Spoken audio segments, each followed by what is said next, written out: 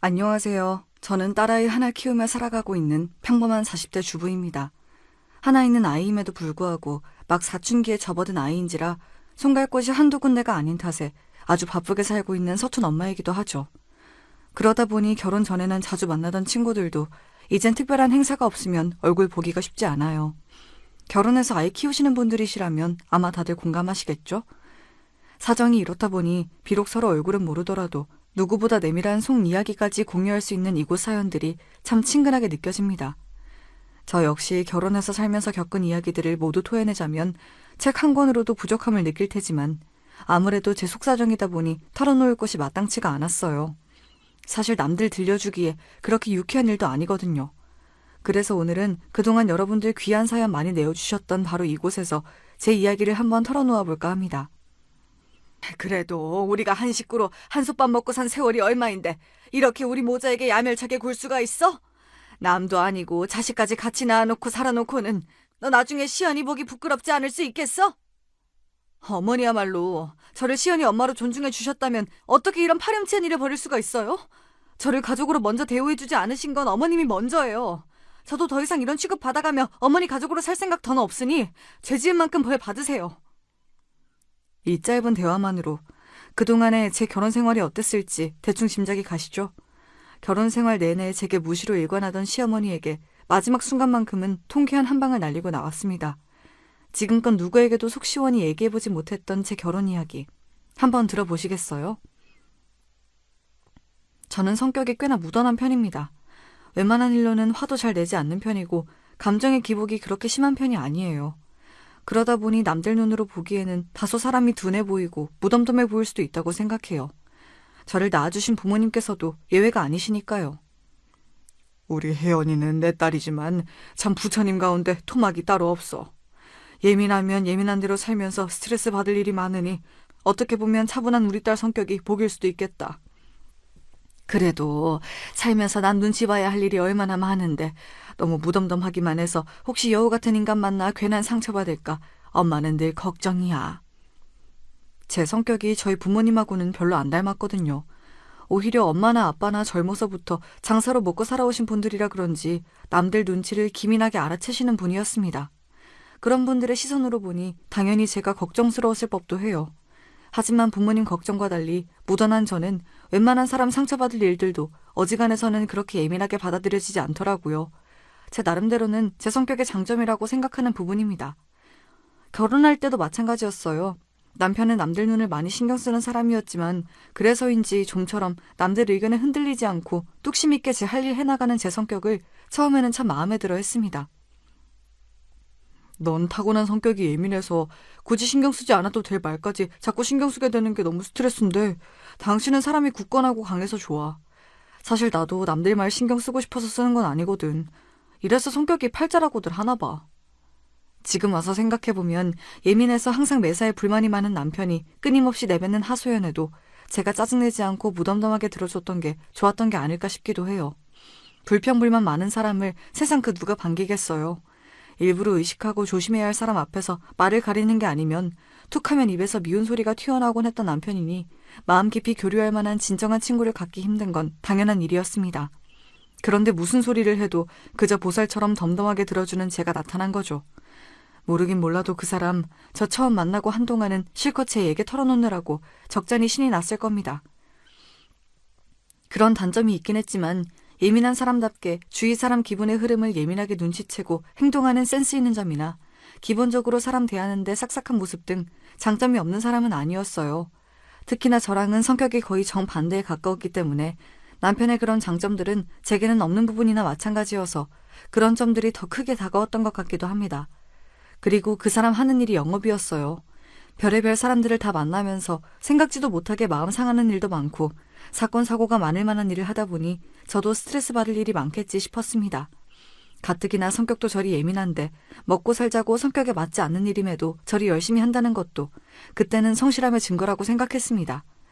마침 결혼 정년기이기도 했고 사람이 부족한 부분은 서로 채워가며 사는 거지 생각하며 그 사람의 청원을 받아들였습니다. 저희 부모님은 처음에 제 남편을 퍽 마음에 들어 하셨어요. 아무래도 제가 말수가 적고 성격이 좀 무뚝뚝한 편이다 보니까 반대로 첫 만남부터 제 친정 부모님께 싹싹하게 구는 남편이 예뻐 보이셨던 모양입니다. 제 위로 오빠가 한 명 있긴 한데 오빠는 제 성격처럼 이렇게까지 무던한 편은 아니어도 말수가 적고 무뚝뚝하긴 매한가지였거든요.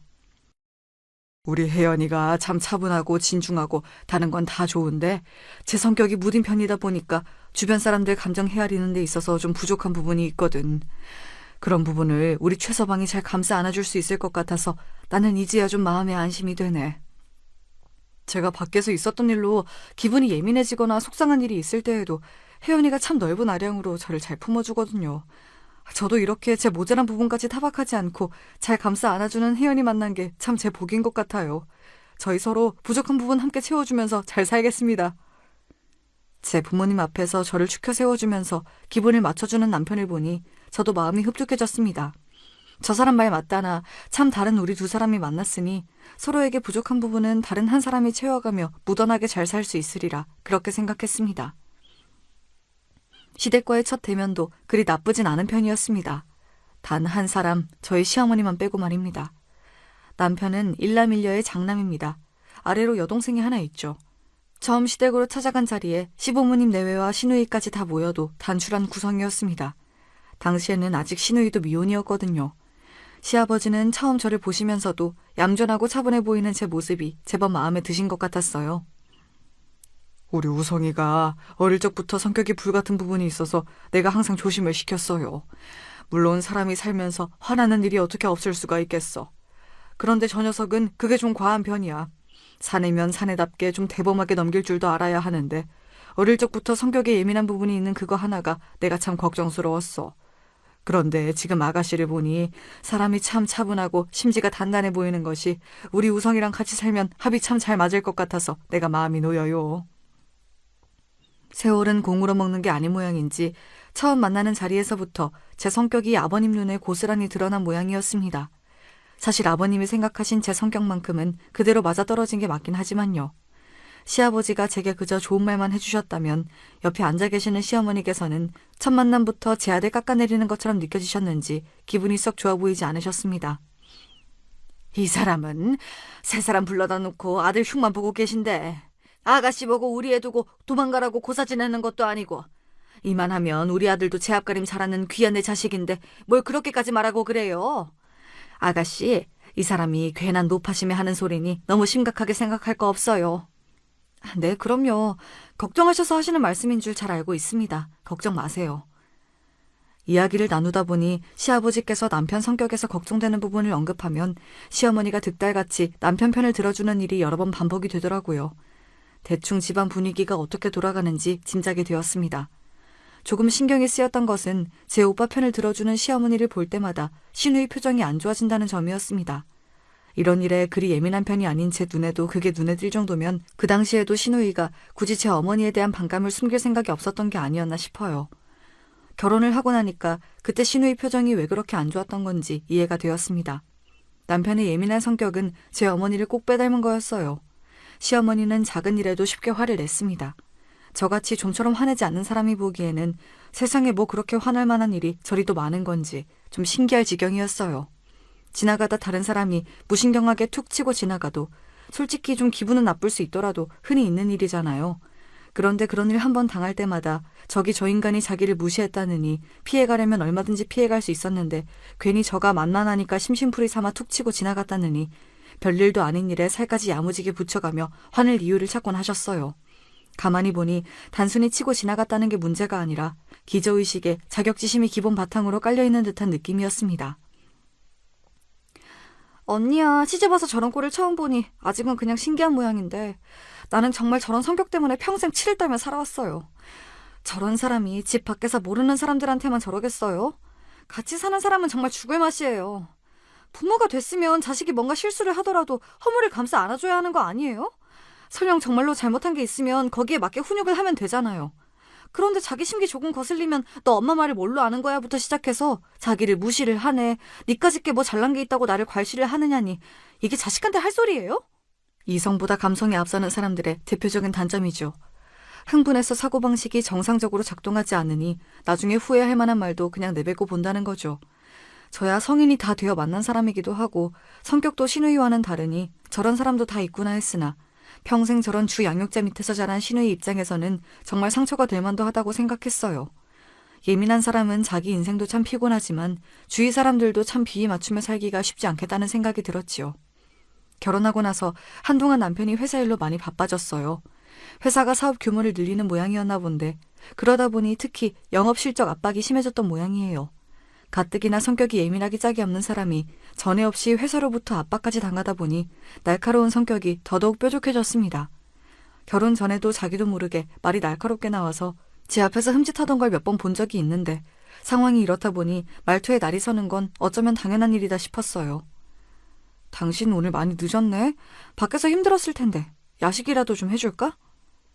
지금 시간이 몇 시인데 야식 타령이야. 가뜩이나 가고 싶지도 않은 술자리 불려다니느라 속에서 구멍이 날 것 같은데 이럴 땐 좀 눈치껏 빠릿빠릿하게 굴 수 없어? 제 딴에는 고생하는 사람 챙겨주려고 한 말이었는데 대번에 남편이 버럭하더군요. 피곤하고 스트레스 받을 일이 많으니 말이 곱게 나오지 않나 보다 싶긴 했으나 그렇다고 그게 걱정해주는 사람 함부로 대해도 된다는 뜻은 아니죠. 제가 성격이 무던하고 상처를 쉽게 받지 않는 편이라고 했지 사람 간의 기본 예의 범절까지 무시당해도 된다는 뜻은 절대로 아니었으니까요. 당신 말이 좀 과하네? 밖에서 힘들었을 거라는 건 이해하지만 그럴수록 제 사람들에게는 언행을 더 조심해야지. 이번 일은 당신이 나한테 분명히 잘못한 거야. 생각 제대로 돌아오고 나서 제대로 사과해줬으면 좋겠어. 그러고는 남편이 집을 들어오든지 나가든지 그만 신경을 딱 끊어버렸습니다. 저도 곰곰이 생각을 하다 보면 제 잘못을 깨닫겠죠. 저야 그동안 제 할 일 하면서 충분히 시간을 주면 될 일이었습니다. 아니나 다를까 그래도 본인이 잘못했다는 건 알았는지 남편이 제 눈치를 어지간히도 보더라고요. 그 기민한 사람한테 처음으로 강하게 제 의사표시를 했는데 신경이 안 쓰이면 그게 더 이상할 일이었습니다. 사실 그러고 나서 제가 뭘 더 한 건 없습니다. 그저 남편을 내버려둔 게 다였어요. 그것만으로도 예민한 사람에게는 대단한 액션을 취한 것 같은 효과가 나오더라고요. 여보, 내가 며칠 전에는 말이 너무 과했지. 회사 일이 고되다는 핑계로 내가 내 감정을 제대로 조절 못한 것 같아. 당신 말대로 밖에서 힘들수록 안에서 내 사람한테는 더 잘해야 하는데 미안해. 화 풀어줄 거지? 그야말로 알아서기는 남편 모습을 보자 대충 이 사람을 어떻게 다뤄야 할지 감이 오더라고요. 무던한 제 성격이 이럴 때 참 좋더군요. 길게 보면 이 싸움의 승자는 항상 제가 될 터였습니다. 남편이 제 눈치를 보는 티가 났던지 시어머니 심기가 매우 불편해졌습니다. 저를 보는 눈이 곱지가 않더라고요. 왜 아니겠어요. 본인은 본인 아들이 세상에서 제일 잘난 사람인 줄 아는데 저 미련 곰탱이 같은 마누라 눈치나 보고 앉았으니 그 불같은 성미에 열불이 안 뻗칠 리가 있었겠습니까? 예, 너 남편 그렇게 기죽이는 거 아니다. 밖에서 고생하는 사람 집 안에서만이라도 마음 편히 지낼 수 있도록 내조를 잘해야지. 너 가만 보면 고민 척하면서 우리 우성이 쥐락펴락하는 게 아주 보통 내기가 아니야. 지금은 그게 네가 이기는 것 같아도 길게 봐서 가정의 평화를 생각하면 그게 현명한 행동이 아니야. 그저 집안 평안하도록 남편 심기에 각별히 신경을 쓰도록 해라. 본인도 그렇게 남편 기살려주는 타입은 아니신 것 같은데 아들 문제에 있어서만은 확실히 객관성을 잃고 계신 것만은 분명해 보였습니다.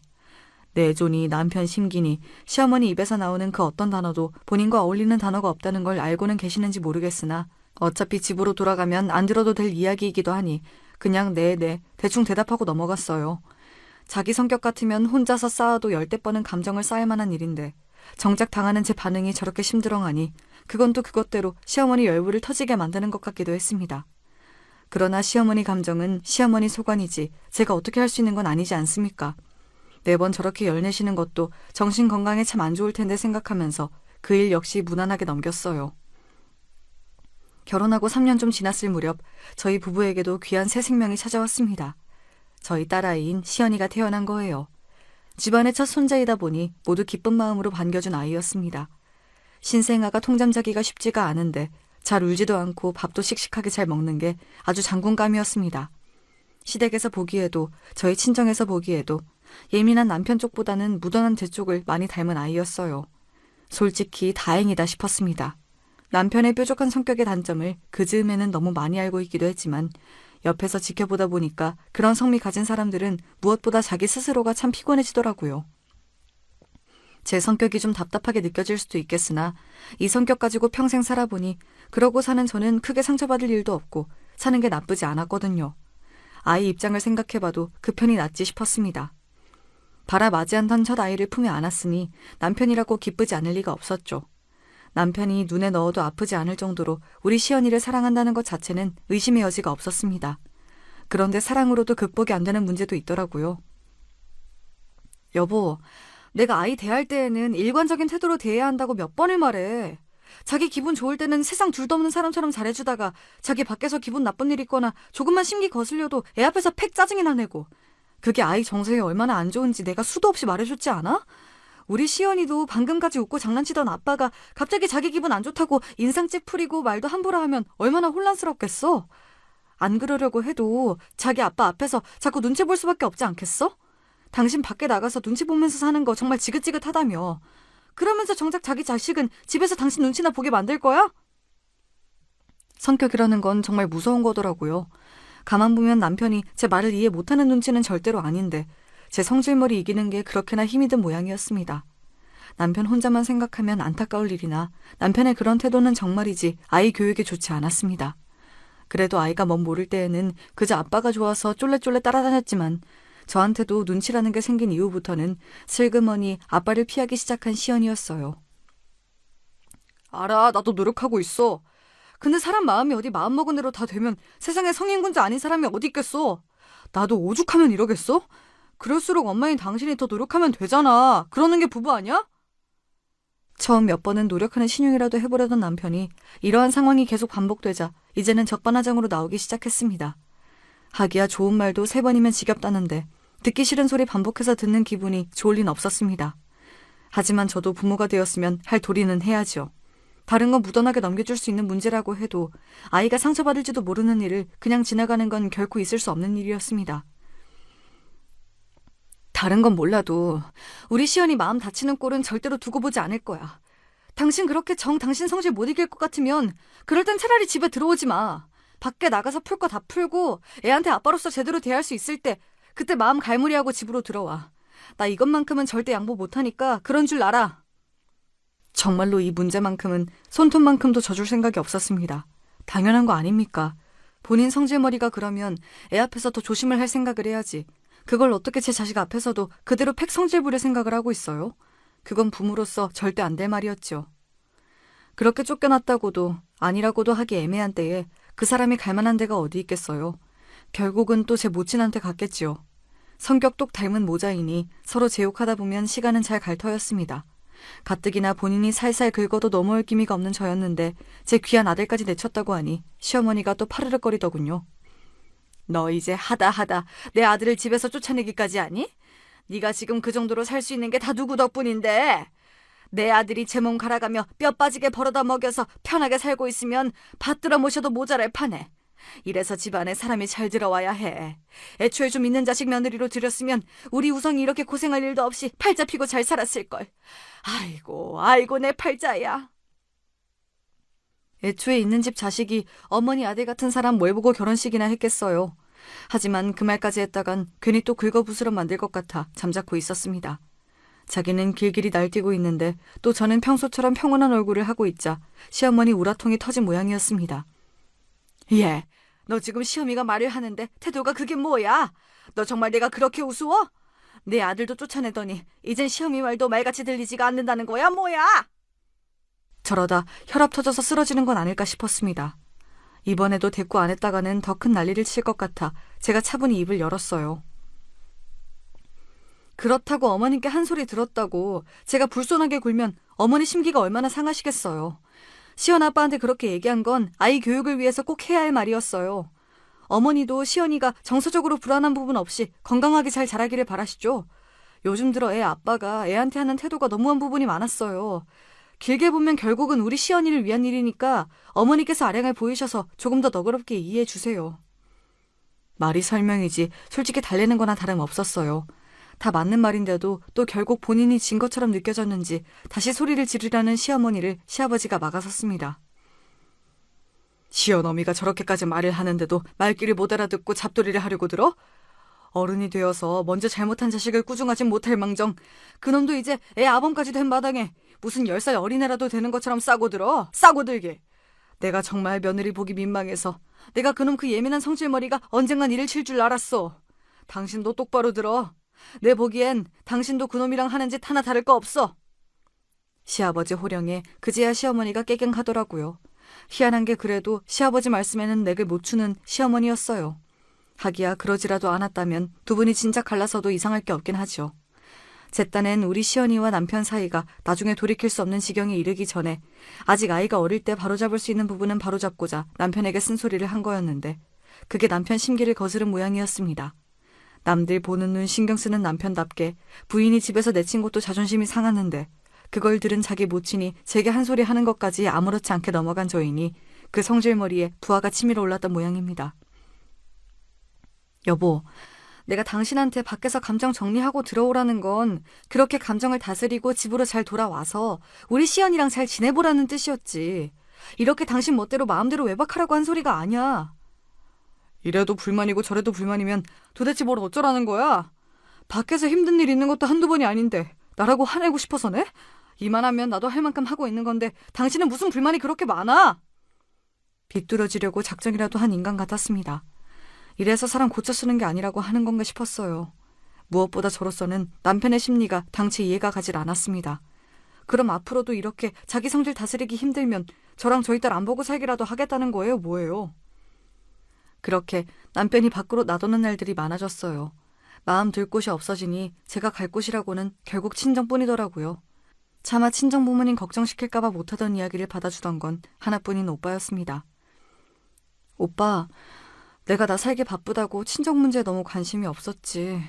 자식이라고 달랑 우리 둘뿐인데 오빠한테 부모님 문제 다 밀어놓기만 하고 내가 정말 미안해. 내가 너 어떻게 사는지 모르는 것도 아닌데 별소리를 다 한다. 제 가정 이러고 사는 게 다 그런 거지. 나라고 뭐 크게 다를 것 없어. 원래도 오빠나 저나 말수가 많은 편은 아니었기 때문에 그리 살가운 남매 사이는 아니었지만 아무래도 각자 가정을 이루고 나니 더더욱 둘이서만 얘기할 기회가 없더라고요. 오빠도 저희 친정엄마 통해 대충 제 상황을 듣기야 했겠지만 제게 직접 듣는 저희 시댁 소식은 또 다르게 느껴지는 모양이었어요. 사실 남편이나 시모나 성격이 그 정도일 줄은 몰랐던 것 같았습니다. 제 이야기를 듣는 오빠 얼굴에 어느새 수심이 가득 들어찼습니다. 시연이 아빠가 보기보다 성격이 더 예민한 부분이 많은가 보다. 남자가 그러면 부인이 많이 고생스러울 텐데 네가 중간에서 새우등 터지고 있는 건 아니야? 뭐 눈치를 준다고 내가 일일이 신경 쓰는 성격도 아니고 성질 부려봤자 결국은 자기 손해지 뭐. 결혼 전에는 솔직히 이 정도인지 몰랐지만 이제 시연이도 있는 판에 이제 와서 어쩌겠어. 고칠 건 고쳐가면 살아야지 뭐. 제게는 이미 일상이 된 문제라서 그렇게 심각하게 받아들이지 않았는데 새로이 듣는 오빠 입장에서는 제 걱정이 많이 된 것 같았어요.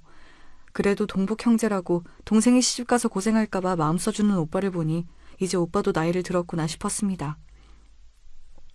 그 즈음에는 만날 출근하기 싫다는 말을 입에 달고 사는 남편이었습니다. 원래도 영업직을 좋아하는 편은 아니었습니다만 당장 내일이라도 회사 때려치우고 말겠다는 기세로 진저리를 치는 남편을 보면서 솔직히 좀 걱정스러웠습니다. 정 그 일이 하기 싫으면 다른 제대로 된 일자리라도 미리 구해놓던가 영업한답시고 만든 이맥들이랑 술 마시는 것 말고 딱히 다른 자기 개발을 하고 있지도 않은데 이직이 쉬울 리가 없었으니까요. 요새 같으면 다 때려치우고 장사나 하면서 살면 속이 편하겠어. 나도 이제 슬슬 나이는 먹고 가는데 언제까지 남의 밑에서 싫은 소리 들어가며 쫓아다닐 수도 없고. 장사라고 뭐 쉬워? 먹고 사는 일이야 뭐 하나 쉬운 일이 없다지만 그래도 회사에서 월급 타서 사는 게 제일 낫지. 그나마 지금은 회사라는 울타리라도 있으니까 꼬박꼬박 월급이라도 나오지. 장사는 초기 자본금도 많이 드는 데다 꼭 성공하는 보장도 없고. 나는 뭐 꿈도 못 꿔보냐? 아, 어디 돈 넣을 구멍 좀 없나? 없는 놈은 만날 없어서 돈 한 푼에 덜덜 떨면서 살고 내가 자금만 있으면 진짜 못할 일이 없는데 당신 남편이 머리 조아려가며 만나는 사장이란 놈들 알고 보면 별거 없어. 저런 놈들도 사장이랍시고 떵떵거리고 사는데 나라고 못할 게 뭐야? 저러다 진짜 헛바람 들까봐 걱정이었습니다. 남자들 사업병이 그렇게 무섭다는데 사업에 돈이 한두 푼 드는 것도 아니고 그것도 다 경력이며 아는 게 있는 사람이나 하는 거지. 평생 월급쟁이로 영업직 일밖에 해본 게 없는 사람이 요새 들어 왜 저렇게 사업 타령인지 모를 일이었어요. 물론 본인이 백날 떠들어봐야 사업할 돈이라고는 먹고 죽으려고 해도 없는 집구석이었으니 그저 저렇게 입으로 스트레스나 좀 풀고 제발 회사에서든 우리 시연이한테든 정신 좀 똑바로 차리고 살았으면 싶었죠. 요즘 들어 부쩍 회사 때려치우고 싶다는 얘기나 사업 얘기를 자주 꺼내는 남편에 대한 이야기가 나오자 오빠가 많이 걱정하더군요. 그게 그냥 말로만 끝나야 할 텐데. 사업이라는 게 절대로 그렇게 쉽게 생각해서 될 일이 아닌데.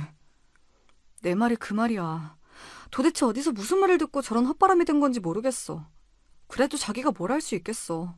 사업이라는 게 돈이 어마어마하게 들어간다고 하던데. 우리야 그 사람 월급으로 다달이 살기도 빠듯한걸. 저러다 말겠지 뭐. 그 말에 오빠가 마른 침을 꿀꺽 삼켰습니다. 오빠가 목소리를 낮추더니 제게 얘기하더라고요. 실은 나도 최근에 아버지 일을 정리하는 거 도와드리다가 알게 된 건데 아버지께서 우리한테 물려주실 게 좀 있으신가 봐. 부모님 아직 정정하시니 조만간 무슨 일이 있지 않겠지. 하지만 네 말대로 지금이야 어디 비빌 데가 없으니 그저 말뿐이라고 해도 생각지도 못한 목돈이 너한테 생겼다는 말 들으면 어떻게 반응할지 몰라. 사람이라는 게 돈 앞에서는 어떻게 나올지 알 수가 없더라. 내가 이런 말 한다고 너무 서운하게 생각하지 말고 오빠로서 혹시나 하는 노파심에 하는 말이니까 조심은 해두는 게 좋을 것 같아서. 저희 친정 부모님이 두 분 노후 준비가 되어 있으시다는 건 알았는데 저희 남매한테까지 유산으로 돌아올 만한 재산이 있는 줄은 몰랐습니다. 얘기 들어보니 그동안 오빠도 몰랐던 것 같고요. 평범한 중산층 가정에서 자란 저희이니 당연히 그렇게 생각할 법했어요. 저희 친정 부모님도 다 키운 자식들에게 경제적으로 기대지 않으셨고 그건 저희 역시 마찬가지였거든요. 몰랐던 소식을 들어서 조금 놀라긴 했으나 오빠 말에 기분이 나쁘진 않았습니다. 그동안 제가 들은 남편과 시어머니 이야기를 종합해보면 오빠가 저런 결론을 내리는 것도 무리는 않을 테니까요. 거기다 오빠 걱정에 타당한 부분도 있었죠. 제가 부모님께 얼마나 받을 수 있을지는 알 수 없더라도 가뜩이나 회사 관두고 싶다는 말을 달고 사는데 제 주머니에 돈이라도 들어오면 과연 그 앞에서 남편이 평정심을 유지할 수 있을지 당장 저조차도 의심스러웠으니까요. 오빠와 그런 이야기를 주고받을 때까지만 하더라도 유산에 대한 이야기를 전혀 실감하지 못했어요. 친정 아버지께서 그렇게 갑작스럽게 떠나실 줄 알았더라면 아버지 얼굴 한 번이라도 더 뵈러 갔어야 하는 건데.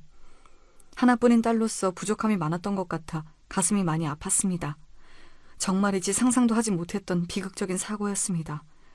갑작스러운 아버지의 사고 소식에 온 친정 식구들이 슬픔에 잠겼으나 그래도 길게 고통받지 않으시고 일찍 편안해지신 거라고 생각하자며 미어지는 가슴을 부여잡고 애써 서로를 다독였습니다. 당연히 저희 집안의 유일한 사위이니 남편도 상주로서 함께 빈소를 지켰어요. 아버지가 그동안 쌓은 인망이 좋으셔서인지 3일장 내내 조문객이 끊이지 않아 저희 가족은 아버지를 보내드린 슬픔에 온전히 잠겨있을 여유가 없을 정도였습니다. 워낙 찾아오시는 분들이 많으시니 그분들 하시는 말씀을 저희가 다 듣고 있을 새도 없었고요. 아무래도 그때였던 것 같아요. 생각지도 못하게 제 부인이 제 장인으로부터 거액의 유산을 물려받을지도 모른다는 소식을 듣게 된 건 말이죠. 아까 장인어른 옛날 동료분께서 하시는 말씀을 들어보니까 장인어른께서 예전에 투자해둔 변두리 건물이 시세가 많이 올랐다고 하시더라고. 당신 왜 그런 얘기 안 했어? 나도 몰랐으니까. 나나 오빠나 우리 엄마 아빠한테 그런 거 바란 적 없어. 돈 얘기 중요하다는 거 나도 아는데 우리 아직 상중이야. 나중에 정리를 할 때 하더라도 아버지 가신 지도 얼마 안 됐는데 나 이런 얘기하는 거 불편해. 가뜩이나 장례 내내 거의 밤을 새다시피 해서 신경이 곤두서 있었는데 은근슬쩍 유산 욕심을 보이는 남편이 마뜩치 않아 말이 곱게 나가지 않더라고요. 본인 부모여도 상중에 나한테 저런 소리를 할까 싶어 솔직히 좀 실망스럽기도 했습니다. 어차피 받을 유산 며칠 늦게 물어본다고 어디 가는 것도 아닌데 꼭 이런 타이밍에 저렇게 눈치 없이 굴어야 하나 싶었죠.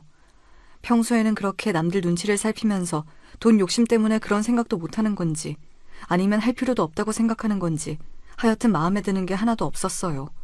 오빠가 전에 걱정하면서 해주던 얘기도 생각나고 머릿속이 복잡해졌습니다. 그렇게 장례가 끝나고 본격적으로 유산에 관한 이야기가 나오게 되었어요. 전에 오빠한테 들었던 이야기도 있고 해서 일단 그 자리에 남편은 동석하지 않고 친정엄마와 저희 남매 둘이서 먼저 이야기를 시작했습니다. 너희 아버지 사고로 보상금이 나온 건 알고 있지?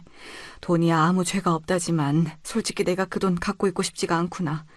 나야 지금 사는 이 집도 있고 나 죽을 때까지는 모자라지 않을 만큼 그 사람이 생활비도 남겨줬고 너희한테 따로 얘기는 한 적 없는데 예전에 너희 아빠가 거래하던 사업체가 부도가 나는 바람에 현금 대신 부동산을 하나 받은 적이 있어.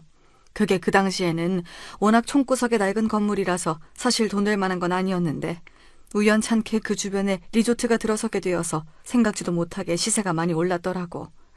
우리가 다른 건 가진 게 없고 줄 거라고는 그거 하나뿐이라 이참에 보상금 나온 거랑 같이 너희들한테 나눠줄까 한다. 남편이 들었다던 얘기와 거의 비슷했습니다.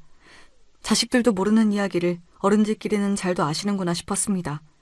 저희 남매가 그동안 부모님 재산이 관심이 없어도 너무 없기도 했고요. 그렇게 조용히 고개만 주걱거리던 저희 남매는 친정엄마가 말씀하신 유산 규모에 그만 입이 떡 벌어졌어요. 14억이요? 그래, 부동산 처분한 거랑 보상금 합치니 그 정도 되더구나. 상속세며 세금 다 뗀 금액이 그만큼이니까 너희 둘이 각각 7억 정도라고 생각하면 된다. 복잡한 건 너희 아버지 생전에 함께 처리를 했으니 니들이 달리 신경 쓸 건 없고. 예상보다 금액이 너무 컸습니다. 태어나서 구경도 해본 적 없는 큰 돈이었어요. 저희 부모님한테 그만한 돈이 있다고 생각도 해본 적이 없어서 정말 놀랐습니다. 그건 오빠도 마찬가지였어요. 돈이야 많으면 많을수록 좋은 거지만 아버지가 갑작스레 가시게 되어 받은 돈이라 생각하자 명구스럽기도 했습니다. 친정집을 나서면서도 아직도 정신을 못 차리고 있는데 오빠가 대뜸 제 어깨를 부여잡았습니다. 혜연아, 오빠가 했던 말 기억하고 있지? 대본에 무슨 뜻인지 알아들었어요. 오빠의 걱정이 현실이 되었으니 제게 당부의 말을 하는 것도 무리가 아니었습니다. 저는 마른 침을 꿀꺽 삼키고는 오빠에게 다부지게 고개를 끄덕였습니다. 그러고 며칠 고민을 하긴 했습니다만 그렇다고 언제까지 남편한테 아버지 유산 얘기를 하지 않을 수만은 없었습니다. 제 눈치만 살피고 있긴 했지만 은근히 유산에 대한 이야기에 이미 관심이 쏠려있던 남편이었어요. 모르면 모를까 자기도 들은 게 있는데 제가 아무 말 않고 있으니 저도 어지간히 속이 탔을 겁니다. 아버지 유산 말인데 우리도 몰랐는데 아버지 앞으로 되어 있던 건물을 처분하셨나 봐. 그게 값을 잘 받아서 생각보다 받을 게 많은 것 같고. 얼마나 되는데? 오빠랑 똑같이 나눠서 7억 정도 된대. 7억? 남편 눈이 튀어나오는 줄 알았습니다. 왜 아니겠어요. 7억이 한두 푼도 아니고 생각지도 못했던 거에게 남편 눈이 번들거리는 것이 불안했습니다. 하지만 남편이랑 계속 같이 살지 않을 것 같으면 몰라도 앞으로 쭉 같이 살 거면 말을 하는 게 맞긴 했어요. 제가 반대 입장이라도 남편이 유산에 대한 얘기를 안 하면 괘씸하게 느껴졌을 테니 아버지 유산에 대해 말한 것 자체는 잘못이라고 생각하진 않습니다. 제가 유산에 대한 말을 한 지 겨우 하루밖에 지나지 않았는데 시어머니가 저희 집으로 찾아오셨어요. 어찌나 사이 좋은 모자인지 곳에 그 얘기를 미주알 고주알 다 털어놓은 모양이었습니다. 너 그렇게 큰 돈이 생겼다면서 어떻게 나한테 한마디도 안 할 수가 있니? 이게 어디 보통 일이니? 당연히 집안 어르신들한테 말씀을 드려야지. 제 아버지가 저 주신 돈인데 제가 그걸 왜 시모한테 보고해야 합니까? 두 모자가 무슨 말을 했는지 정확하게는 알 수 없어도 결코 좋은 방향이 아닐 거라는 것 정도는 그간의 행태로 충분히 알 수 있었어요. 아니나 다를까 시어머니가 대뜸 그러더군요. 그게 적은 돈도 아니고 그런 돈은 가만히 놀리는 거 아니다. 내가 그동안은 굴릴 만한 돈이 없어서 얘기를 안 했는데 실은 내 지인 통해서 아주 좋은 투자처가 하나 생겼거든.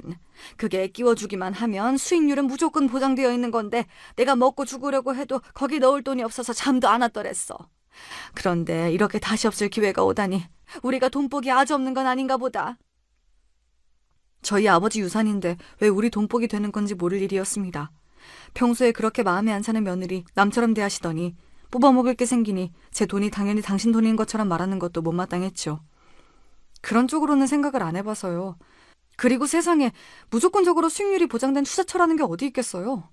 다들 자기 사업에는 그런 식으로 얘기하겠죠. 얘가 뭘 몰라도 이렇게 몰라? 그 돈 그냥 은행에 처박아두면 물가 오르는 만큼 손해인 거야. 그래, 어머니 지인분 나도 아는 분인데 그분이 돈 관련해서는 정말 확실한 분이셔. 절대 당신 원금 손해보는 일 없을 테니까 믿고 맡겨도 돼. 고양이한테 생선을 맡기지 저들 모자를 어찌 믿고 돈을 맡기라는 건지 참 기가 찼습니다. 하지만 제 입장에서도 반드시 확인하고 넘어가야 할 부분이 있었죠. 저한테도 저희 아버지께서 물려주신 귀한 돈이에요. 당연히 제 의사가 제일 중요한 거 아니에요? 해주신 말씀은 생각은 해볼게요. 그렇게 두 모자 피말리는 며칠의 시간이 더 지났어요. 그 사이에도 그 둘에게 얼마나 들볶였는지 모릅니다. 이런 천금 같은 기회 날릴 거라며 윽박지르다 거의 애원을 하다 아주 난리도 아니었죠. 결국 저는 단단히 단서를 달고 돈을 빌려주기로 했습니다. 하도 말씀을 하시니 일단 빌려드리긴 하는데 저로서도 결코 쉬운 일이 아니라서요. 세금 문제도 있고 이런 일일수록 깔끔해야 하니 공증도 해주셔야 해요. 아시겠어요? 그럼 당연히 해줘야지. 두 모자가 눈이 벌개져서 달려드는 걸 보면서 진심으로 추하다는 생각이 들었습니다. 제 돈이 자기들 것이 된 것도 아닌데 모자가 신이 나서 시댁으로 쫓아가더군요. 이제는 당연하게 제 마누라와 자식 둔 집이 아니라 시댁에 들락거리는 남편이었습니다. 그렇게 송금을 하고 다음날 시댁으로 찾아갔습니다. 약속하신 공증 받으러 왔어요. 서류 준비해 주신다고 하셨죠? 당연한 요구를 하는 저를 보는 시어머니 표정이 가소로웠습니다. 어제까지 제 돈 빌리겠다며 비굴하게 굽신거리는 모습은 온데간데 없었죠. 순진한 년, 공증은 무슨, 내 주머니에 들어왔으면 내 돈이지. 다시 생각해도 참 기가 막힌 소리였습니다. 무슨 소리를 하시는 거예요? 우리 아버지가 저 주신 유산인데 그게 어떻게 어머니 돈이 돼요? 말 같지 않은 소리 말고 하기로 한 공증이나 하세요. 당신 그게 시어머니한테 무슨 말버릇이야? 어른 무서운 줄을 모르고. 이놈이야말로 남의 돈 무서운 줄 모르고 이게 뭐하는 짓이야? 너 시어머니한테 부끄럽지도 않아? 내가 너 그렇게 내 아들 가르치려 드는 꼴 그동안 얼마나 보기 싫었는 줄 알아? 이제 너한테는 더 볼 일 없으니까 더는 내 아들 기죽이지 말고 그만 이혼해. 뭐 저딴 인간이 다 있습니까? 바로 전날 저한테서 제 아버지 유산을 몽땅 뜯어놓고는 다음날 이혼 통보를 해요? 저게 사람 새끼입니까? 제 어미 뒤에서 의기양양한 표정을 짓고 있는 남편놈 머리털을 몽땅 뽑아버리고 싶었습니다. 그래, 나도 이런 거지 같은 사기꾼 집안 것들이랑 더러워서 못 살겠다. 잘 됐네. 시연이는 우리가 잘 키울 테니 너는 이혼 도장이나 얼른 찍으렴. 시연이를 댁들이 왜 키워? 당신네들은 곧 감옥 갈 텐데. 제가 두 모자를 한 건 약 올리며 내뱉자 둘 표정이 멍청해지더군요. 저는 시어미 면상에 준비해온 서류를 집어 던졌습니다. 시무와 남편놈이 피고로 기재된 사기죄 고소장이었습니다. 내가 이걸 쓰면서도 설마 했는데 설마 니들이 이렇게나 사람 새끼가 아닐 거라고는 미처 생각을 못했구나. 제가 오빠한테 들은 소리가 있는데 아무 생각 없이 저것들한테 돈을 내줬겠어요. 좋은 투자처가 있다며 돈 빌려달랄 때부터 공증 약속을 받아내기까지 모든 대화는 이미 녹음되어 있었습니다. 저것들이 제 돈을 떼먹으려는 정황은 확실했지만 실질적인 금전적 피해가 없으면 사기죄 입증이 안 된다고 하더라고요. 그런데 제가 시모 계좌로 돈을 입금한 기록이 있으니 이제 명백하게 사기죄가 성립된 거였죠. 제게 돈 뜯어내겠다고 두 모자가 난리를 치는 며칠간 저도 만반의 준비를 하느라 꽤 바빴거든요. 내가 거지 같은 너희 모자 뭘 믿고 그 거금을 주겠어. 이 쓰레기 같은 것들. 도대체 무식도 정도 것이지. 내가 녹음을 안 했다 치더라도 그 큰 돈이 오간 기록이 있는데 판검사들이 바본 줄 알아? 당연히 나한테 돌려줘야 할 돈이라고 하겠지. 니들 주제에 구경도 못할 큰 돈 있다고 하니까 눈이 횟가닥해서 똥오줌도 못 가린 모양인데 제 자식, 제 손자 키워주는 사람 뒤통수를 쳐도 이따위로 쳐? 그것도 아버지 비명에 가신 지 며칠이나 됐다고. 니들이 그러고도 사람 새끼야? 내가 이것들 버르장머리를 고치고 말 테니까 감방에서 아주 비참하게 한번 살아봐. 그제야 일이 잘못 돌아가도 단단히 잘못 돌아가는구나 싶었던지 남편놈이 다짜고짜 무릎을 꿇고 제 바지가랑이를 부여잡았습니다. 여보, 내가 잠깐 돌았나 봐. 나는 엄마가 목돈 벌 기회가 있다고 하길래 우리 시연이랑 당신 생각해서 그런 거였어. 씨알도 안 먹힐 소리에 놈 싸대기를 있는 힘껏 내리쳤습니다. 우리 아빠 유산 다 빼먹고 이혼하란 네 어미 소리에 팔짱이나 끼고 있던 놈이 어디서 입에 침도 안 바르고 거짓말이야. 너 같은 사기꾼 새끼랑 절대 우리 시연이 같이 못 끼워. 너 그간 아비노릇 제대로 안 한 거, 밖으로 나돌면서 양육 의무라고는 쥐똥도 이행 안 한 거 다 이혼 사유니까 네 놈이 그리 원하는 대로 유책 배우자라 걸고 소송해 주마. 그거 아니더라도 전과자 사기꾼 아비한테 친권이고 양육권이고 꿈도 못 꾸겠지만 네 놈 면접 교섭권도 다 박탈될 테니 우리 모니 앞에 나타날 생각 마. 여보, 잘못했어, 여보! 감옥이라니. 겨우 하루 통장에 돈 넣어놓은 건데 감옥은 무슨 감옥이야. 난 감옥 못 가. 어디 판사 앞에서도 그렇게 씨부려 보시던가. 더러운 인연 먼저 끊어주겠다니 내 속이 다 시원하다. 말년에 아주 좋은 꼴 보시겠네. 제가 아무리 부처님 가운데 토막이라도 제 친정아버지 목숨까지 포함된 유산까지 가로채서 저를 기만하려던 범죄자까지 용서해줄 수 있는 등신은 아니었습니다. 이미 제 아버지 교통사고 사망금을 눈독 들였던 그 시점에서 남편에 대한 기대치는 모조리 사라졌으니까요. 그런 인간을 아비로 두느니 차라리 아빠 없이 키우는 게 우리 시연이 미래를 생각해도 맞는 일이었어요. 사기 피해 금액이 7억 원이나 되었으니 두 사람 죄질이 결코 가볍지 않았습니다. 우리나라 경제사범 형량이 높은 편이 아니라서 초범인 두 사람이 저말로 감옥살이를 하진 않았으나 둘 다 꽤 오랜 시간 구치소에서 고생해야 했어요. 물론 전 시무에게 돈을 송금하자마자 동결 신청을 했기에 7억은 고스란히 돌려받을 수 있었습니다. 그 둘이 구치소에서 모진 고초를 겪는 동안 이혼 소송도 전적으로 제게 유리한 방향으로 마무리되었습니다. 당연히 시연이 친권과 양육권도 제게 돌아왔습니다. 말할 것도 없이 전 남편과 전 시모의 면접 교섭권은 박탈되었어요. 뒤늦게 제 부인과 아들 만행을 듣게 된 전 시아버지가 눈물로 제게 읍소했으나 제 마음을 돌릴 순 없었습니다. 그저 가끔 우리 딸 얼굴 보여드리는 게 제가 베풀 수 있는 최대한의 인정이었어요. 뒤늦게 소식을 전해들은 시누이 또한 경악했으나 그 둘에 대한 동정심은 찾아볼 수 없더군요. 솔직히 놀랍지도 않네요. 언니가 고생 많았어요. 이제 그런 거지 같은 인간들이랑 엮이지 말고 언니도 언니 인생 살아요. 그렇게 오래 구치소 신세를 졌는데 전과가 없다 한들 그 두 사람 남은 인생이 평탄할 리가 없었습니다. 전 남편은 직장에서 해고되었습니다. 그렇게 다니기 싫다고 연부를 외던 직장인이 뭐 잘된 일이네요. 전 시모야 더했죠. 아줌마들이 얼마나 소문에 민감한데 구치소 신세까지 진 노인네를 저들 사이에 끼워주겠어요. 집 밖에서 얼굴도 들고 다니지 못하니 집구석에 처박혀 폐인처럼 산다는 소식은 전해 들었습니다. 제게 경고를 하면서도 설마 동생이 이렇게 참담한 일까지 겪게 될 줄은 몰랐던지 잘못한 거 하나 없는 저희 친정오빠가 제 얼굴을 못 보더라고요. 오빠 아니면 정말 험한 일을 당할 뻔했다며 그저 고맙다고 서로를 다독여 주었어요. 친정엄마도 괘씸한 전남편 모자의 행태에 분기탱찬하셨으나 그런 인간 쓰레기들 딸과 손녀 앞에서 치워버린 것만으로도 잘했다며 제 이혼을 전적으로 지지해 주셨습니다. 그렇게 전남편과의 인연은 완전히 끝이 났어요. 어떻게 제 자식 키우는 사람을 상대로 철천지 원수에게도 못할 그런 극악무도한 행동을 벌인 건지 지금으로서도 이해가 되지 않습니다. 이제 완전히 남이니 그런 인간을 이해하고 말고도 할 것 없지만요. 아이를 불안하게 만들던 아비가 곁에 없어서인지 시연이도 정서적으로 빠르게 안정을 찾아갔습니다.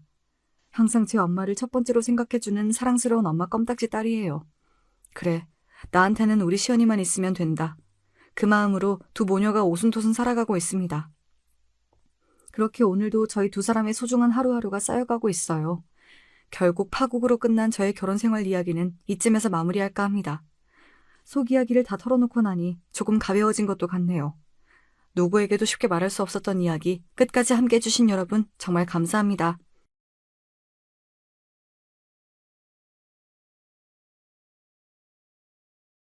안녕하세요. 하루 종일 날씨가 흐릿한 날 경기도 모처에서 제 이야기를 사연으로 보내보고자 컴퓨터 자판을 두드려 봅니다. 겉으론 그저 평범하게 나이든 아줌마에 지나지 않아 보이는 저에게도 나름의 사연이란 게 있었죠. 어쩌다가 남편하고 인연이다 결혼까지 하게 됐고 저는 당시 20대 중반의 나이에 집안 형편도 어렵고 가방 끈도 짧고 배운 기술이 있는 것도 아니었으니 주변에서 온통 적절한 때에 시집 잘 갔다는 소리만 들었습니다. 그래서 저도 그런 줄로만 생각했고 기쁨 속에서 결혼 생활을 시작했던 것 같아요. 남편은 성격이 좀 변덕스러워서 맞추기가 여간 까다로운 것이 아니었으나 감내할 만은 했습니다. 결혼을 했다고 해서 제가 일을 아예 안 다닌 것은 아니었기 때문에 작은 사무실에 출퇴근을 하면서 남는 시간에 집안 살림을 하고 시댁에 들러서 며느리 노릇을 다 하고 그렇게 지냈죠. 고단하긴 해도 모든 게 괜찮았습니다. 계속해서 뱃속에 아이가 안 들어서는 게 문제로 여겨지기 전까지만 그랬어요. 결혼하고 나서 3년이 지날 무렵부터 아이 소식이 아직도 없다는 것을 시댁 측에서 이상하게 여기기 시작했습니다.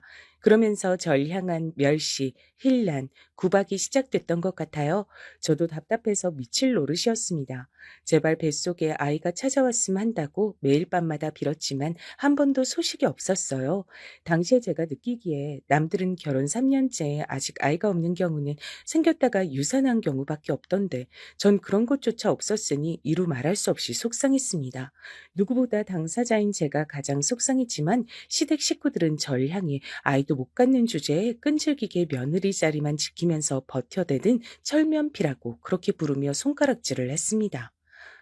여보, 남들은 별로 어렵지 않게 갖는 게 이세 같던데 왜 우리 부부한텐 아직도 소식이 없을까요? 글쎄, 삼신 할망구가 우리 집을 못 찾아오나 보네. 길치가 따로 없어. 하지만 그런 상황 가운데 초조해하며 하루하루 피가 말라가는 건 저뿐인 듯 했습니다. 남편은 강 건너 불구경을 하듯 항상 태도를 그렇게 굴었죠. 제가 시댁 식구들에게 구박을 심하게 받는 것도 남편은 알았지만 그건 역시 남일 보듯이 굴었습니다. 그렇기나 부부간에 유대감이 없는 남자였는데 전 그런 것도 당시에 고려하지 못하고 그저 제가 떨어지지 않기 위해선 꼭 붙잡아야 할 유일한 생명줄인 것 마냥 남편을 그렇게 여겼던 것 같아요. 남편에게 하소연을 하면서도 정작 따지진 못하고 시댁 식구들 앞에서 할 말 한 번 제대로 해본 적 없고 그런 시간만 보내다가 결혼 5년을 채웠습니다. 도저히 안 되겠다. 하등 쓸모없는 걸 언제까지 참아주고 기다려줘야 돼? 우리 아들 곁에서 이젠 떨어져라. 어머님, 그 말씀은 이혼을 하라는 건가요? 어떻게 저한테 이러실 수가 있으세요? 그간 제가 얼마나 군소리 한 번 안 하고 어머님 말씀 따르면서 별별 종노릇까지 다 했는데 그걸 뻔히 아시면서 어떻게 이러세요? 종노릇이라니? 너 어디 가서 말 조심해. 누가 보면 내가 며느리 잡아먹는 시어머니인 줄 알겠다. 나같이 인내심 좋고 생각 깊은 사람이 또 어디 있다고. 그런 황당한 오해받는 건 상상만 해도 억울해. 어휴, 넌 그냥 입이나 꼭 다물고 우리 아들하고 이혼해. 나도 귀한 아들한테 이혼 딱지 붙여주기 싫은 엄마인데 네가 애 하나 못 가지는 몸이니 뭘 어쩌겠어. 그간 똥 밟았다 생각하고 이제라도 우리 아들한테 옳은 짝을 붙여다 줘야지. 하여간 넌 쓸데없는 소리 하고 다니지 말고 입 꼭 닫고 이혼만 해주면 돼. 어려운 거 아니잖니? 결혼하고 5년 동안 아이 소식이 없었을 때 시어머니로부터 그런 소리를 들었습니다. 이혼하고 몸만 달랑 나가달란 통보였죠. 남편의 재혼에 걸림돌이 되면 안 되니까 이혼하면서 입을 가만히 닥치고 꺼져달란 요구까지 함께였습니다. 그런 걸 요구할 거라면 적어도 대가는 있어야 했던 거 아닐까요? 제가 얼마나 우스운 존재로 비춰졌으면 10원 한 장 내미는 법이 없었을까요? 그간 눈칫밥을 지독하게 먹어오면서 어떻게든 버티고 살려고 했던 저의 부단한 모든 노력들이 사실은 아무 의미도 없는 것이었다는 판결문이 내려진 것 같아서 너무 비참했습니다. 시어머니께서 말씀하시길 남편도 이미 저와 이혼하는 것에 긍정적으로 동의를 했다고 하셨어요. 거기까지 듣고 나자 견딜 수가 없어진 전 극심한 스트레스 때문이었는지 복통을 호소하며 쓰러졌습니다. 전 병원에서 눈을 떴고 의외의 사실을 알게 됐어요. 의사의 말에 귀를 의심했죠. 네? 뭐라고요? 제가 임신을 한 상태라고요? 검사를 해보니까 임신 상태였을 뿐더러 무려 13주나 되어 있었어요. 그런데 배가 전혀 안 나와서 제가 눈치를 못 챘던 겁니다. 아이고 참나. 임신 소식을 이렇게 요란하게 알리는 며느리 얘긴 내가 듣도 보도 못했는데 넌 참 유난이다. 시어머니께선 민망함을 털어내시려는 듯 연신 제 옆에서 손 부채질을 하며 말씀을 하셨습니다. 남편은 구석에서 자고 있었어요. 살짝 코까지 골면서 팔자 한번 좋아 보였죠. 다른 환자들과 같이 쓰던 다인용 병실이었기 때문에 저는 남편의 그런 모습이 창피하고 민망하였으나 시어머니께선 기특한 우리 아들을 바라보는 눈빛으로 흐뭇해 하셨죠. 어머님, 그러면 이제 이혼 얘긴 없어진 건가요? 제가 임신을 했잖아요. 그 그래야지. 너도 참 내가 하도 오래도록 손주 탄생을 기다리다가 목이 빠지게 돼서 섭섭하고 답답한 마음에 한 소리를 한 것 좀 가지고 혼자 진지해져서 왜 그러니? 이혼이란 게 어디 쉬운 일이야? 그냥 한 번 해본 소리나 마찬가지였어. 네? 저는 충격받아서 쓰러지기까지 했는데 자칫 잘못했으면 뱃속의 아이도 잃을 뻔한 복통이었는데 어머님께선 그냥 해본 소리였다고요? 그러길래 누가 그렇게 심약하래? 그래가지고선 애 낳기나 하겠어? 뱃속 아이가 무사히 태어나나 안 태어나나 내가 그것도 가만 두고 봐야겠구나. 그리고 이왕이면 꼭 나한테 손자를 안겨줬으면 한다. 손녀 말고 손자, 알았지? 시어머니께선 짜증을 내시며 나가버리셨죠. 그리고 이튿날 제가 태어날 때까지 와보지 않으셨습니다. 와서 하는 것 없이 자기나 하던 남편은 정작 제가 태어날 때 일이 바쁘다면서 와주질 않았네요. 그래도 저는 뱃속에 아이가 있어서 더 이상 외롭다는 생각은 들지 않았어요. 생명이 제 안에서 자리를 잡았다는 것 자체로도 놀라운 기적이더라고요. 아직 얼굴을 보지도 못했는데 벌써부터 든든했고 의지가 됐습니다. 이 세상 유일무이한 제 분신이 저의 뱃속에 들어있다는 게 믿어지지 않았고 너무 늦게 알아차려서 미안한 마음뿐이었어요. 몇 주 후 검진차 찾아간 병원에선 뱃속 아이의 성별을 넌지시 알려줬습니다. 우회적인 표현이었지만 바로 알아들을 수 있었지요. 어때? 오늘은 성별 구분이 된다고 하든 다녀온 병원에선 뭐래? 아들이래? 아들이라고 하지? 아, 그게요, 어머님, 병원에서 말하길 리본이 어울릴 것 같다고 그렇게 알려주더라고요. 뭐라고? 리본? 그렇다면 뭐야? 딸년이란 소리야? 머리에 리본 꽂고 다니는 건 딸년들이나 하는 거잖아. 손자 말고 손녀? 에라이! 그래도 똑같이 어머님 손주예요. 너무 그렇게 실망하시면 뱃속에서 어머님 손주가 듣고 슬퍼할 거예요. 그런 우라질 같은 소린 때려치우렴. 나 실망시키고 싶지 않았음. 네가 아들을 임신했어야지. 그토록 오래 기다렸다가 아이를 품었으면서 기껏해야 딸년이어서 되겠어? 너도 참 너다. 시어머니 앞에서 더 아무 말도 못하고 입을 힘주어 닫고 주먹을 꽉 쥔 채로 돌아서야만 했던 게 당시의 제 모습이었죠. 시어머니만 떠올리면 머리가 아프다 못해서 터질 것만 같았습니다. 가슴은 뻐근하고 쓰라리고 갑갑했지요. 소위 화병이라고 불리는 것이었어요. 저는 화병을 시어머니 때문에 걸렸습니다. 임신한 몸으로 화병까지 앓자니 정말 죽은 맛이었는데 남편이란 놈은 일말에 도움도 안 됐어요. 저를 버티게 한 건 단지 부풀어 오르는 배 안에 든 소중한 생명이었습니다. 출산하면서도 저는 하마터면 죽을 뻔했어요. 출혈량이 엄청났다고 하더라고요. 출산 직후부터 의식이 날아갔다가 꼬박 사흘 만에 눈을 떴습니다. 사람이 죽다 살아났는데도 안 죽을 줄 알았다, 살았음 됐지 정도의 반응이나 보이던 시댁 식구들과 남편, 그 누구도 저를 위해 눈물 한 방울 흘려주지 않았더라고요. 하지만 세상에 태어나서 손가락을 꼬물거리던 귀여운 제 아기를 본 순간 온갖 부정적인 감정이 다 날아가는 듯한 기분이 들었습니다. 제 딸 수정이는 존재만으로도 절 힘나게 하는 아이였습니다. 아들이 아니면 뭐 어떤가 싶었어요. 저도 어차피 딸로 태어나 살아본 적밖에 없었으니 같은 여자로서 수정이와 잘 통하는 모녀 관계가 될 것 같았습니다. 애지중지 길렀어요. 절 향해 배시시 미소를 짓는 수정이를 보면 세상의 모든 근심이 씻겨 내려가는 듯 했습니다. 그리고 수정이는 아기 때의 얼굴이 친탁을 한 외모였어요. 시어머니께서 의심의 여지 없이 당신의 친손녀라고 인정하실 수밖에 없었을 정도였습니다. 얼굴이 시댁 식구들과 완전히 똑같은 계열이었거든요. 그 덕분에 시어머니께선 농담으로라도 수정이가 당신의 친손녀가 아닐지도 모른다는 가설을 제기하지 못하셨습니다. 이래서 시도둑은 못한다는 말이 나왔나 보더라고요. 얼굴은 신기할 정도로 친탁을 했지만 그 외에는 전부 그렇지 않았어요. 수정이는 그 어느 쪽도 닮지 않았고 자기만의 독자적인 성향을 구축해가는 아이였습니다. 수정이가 초등학생 때부터 이미 제가 심적으로 의지를 많이 했으니 얼마나 똑부러지고 영민한 아이였는지 두말할 필요도 없겠지요. 전 시어머니께서 수정이에게 이런 말씀을 하셨던 순간이 두고두고 안 잊혀져요. 예, 수정아, 넌 동생 안 갖고 싶으니? 남동생이 있으면 좋을 것 같지? 할미 생각은 그런데 우리 수정이 남동생 안 갖고 싶을까? 제 쪽을 힐끗 눈짓하면서 그러셨어요. 제가 둘째를, 그러니까 아들을 못 낳고 있다는 것을 비난하시고 눈치를 주고 싶으셔서 시어머니께서 그렇게 구시는 것이었는데 여느 때처럼 저는 화병으로 타들어가는 속만 붙잡으며 애써 외면을 했건만 수정이는 똘망똘망한 눈빛과 목소리로 이렇게 대답을 하더군요. 안 가지고 싶어요.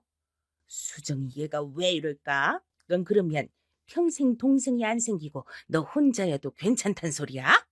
네, 동생 없어도 괜찮아요. 할머니는 안 괜찮으신 거예요?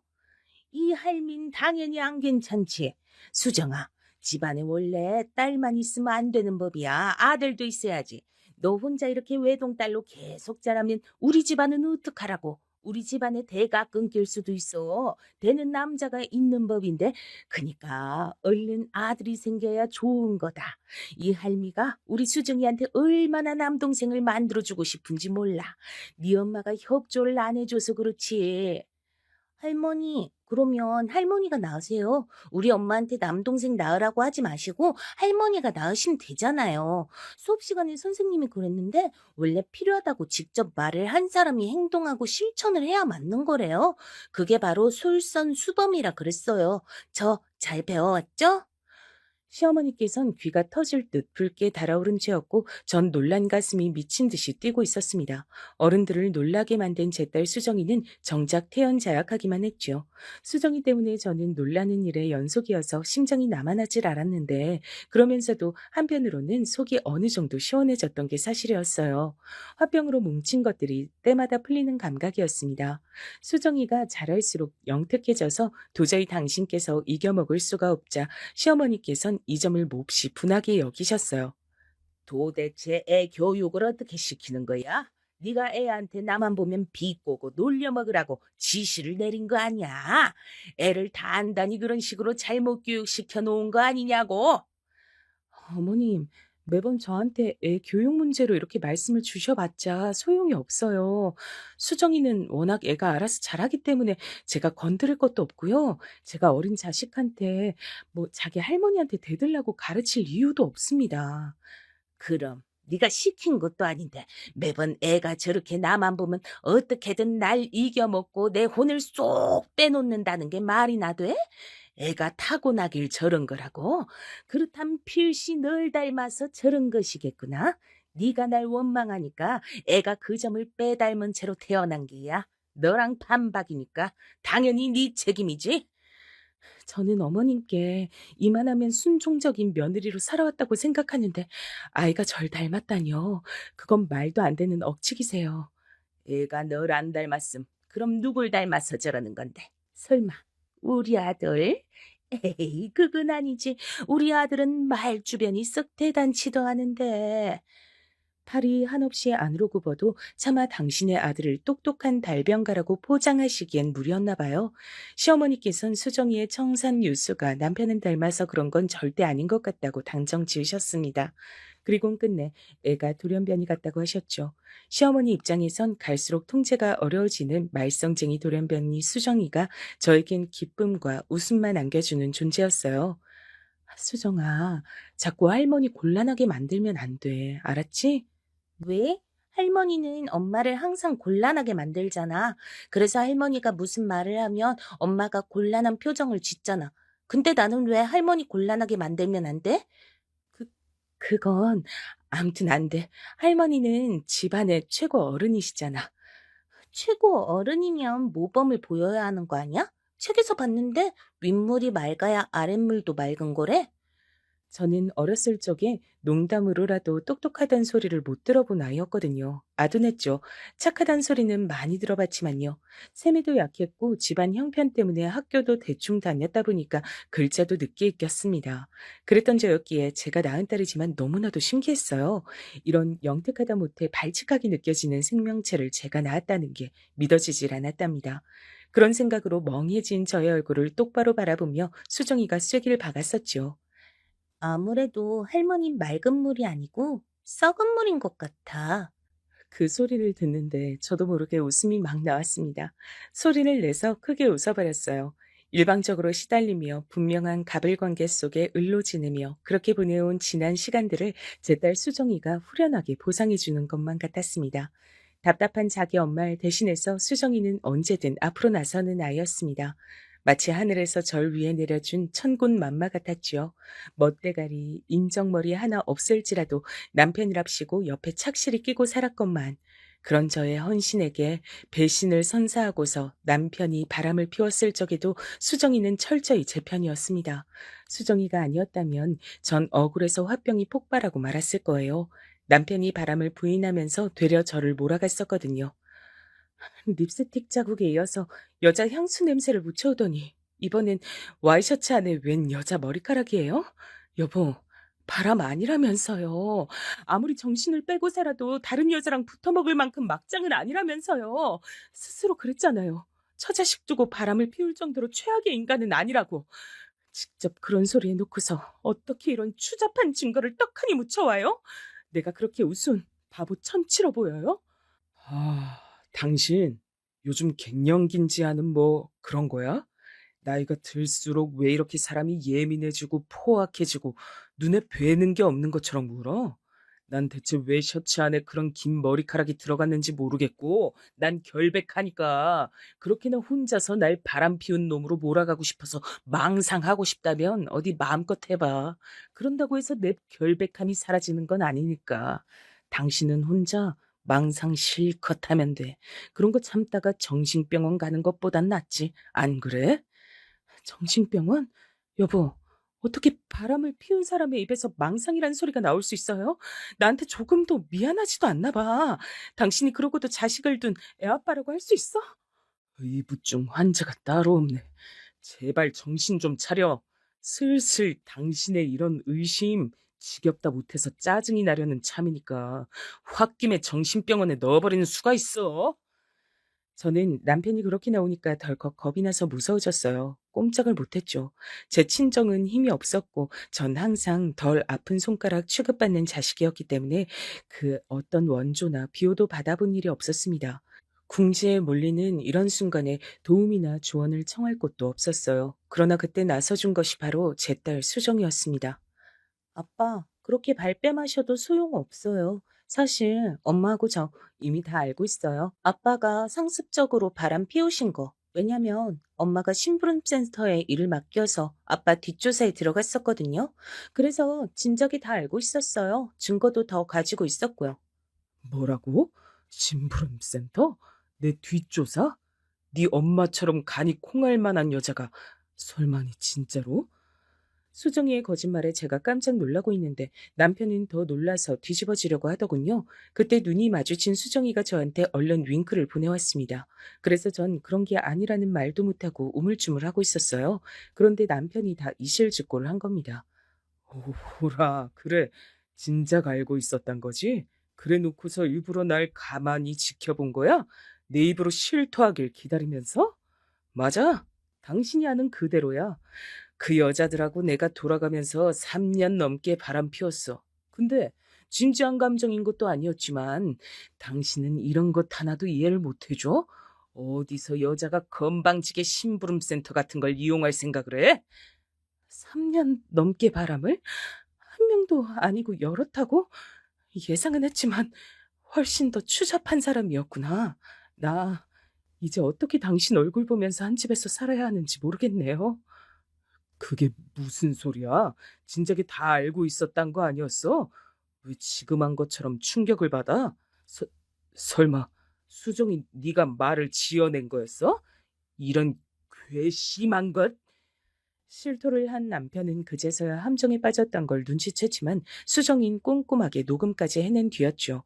걸핏하면 남편에게 성격이 이상하다느니 의부증 환자 같다느니 이런 소리를 들어온 제 속이 다 후련해지는 순간이었어요.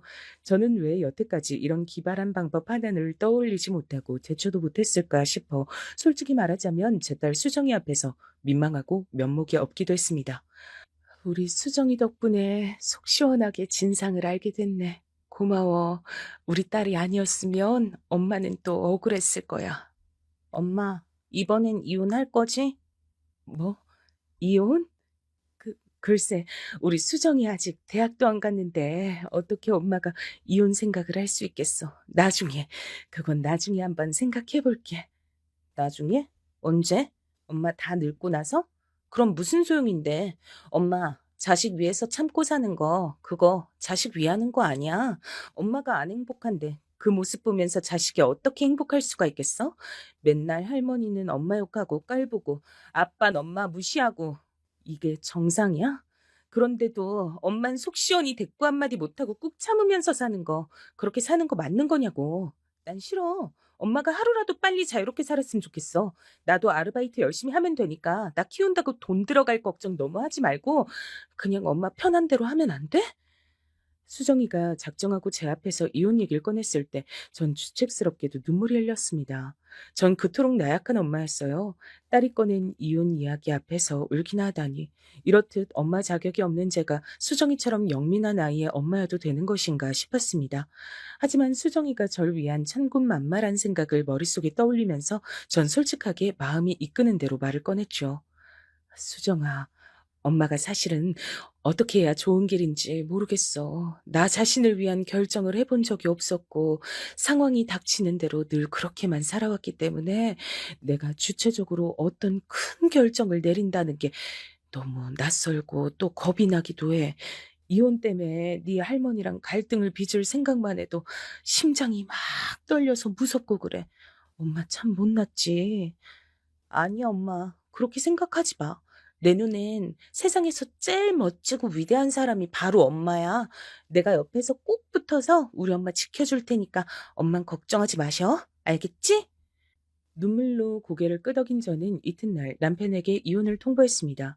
사실 그 직전까지만 해도 정말 이혼까지 가야 하나 말아야 하나 고민을 했는데 형식적인 부부고 전 남편이 단지 제 남편이고 제 아이의 아빠라서 이 가정에 매달려 살아왔을 뿐이지 제 가슴이 남편을 사랑하고 있지 않다는 걸 깨닫자 더 망설이긴 싫더라고요. 남편은 제 예상을 뒤엎고 흔쾌히 이혼에 동의를 해주었습니다. 그 이유가 황당하긴 했죠. 어디 나 없이도 잘 사는지 두고 보자. 분명 후회하겠지. 그런 소리를 자신 있게 뱉더군요. 덕분에 이혼할 수 있었네요. 불과 며칠도 안 지나서 후회로 몸부림친 건 제가 아니라 그쪽이었습니다. 내가 잘못했어.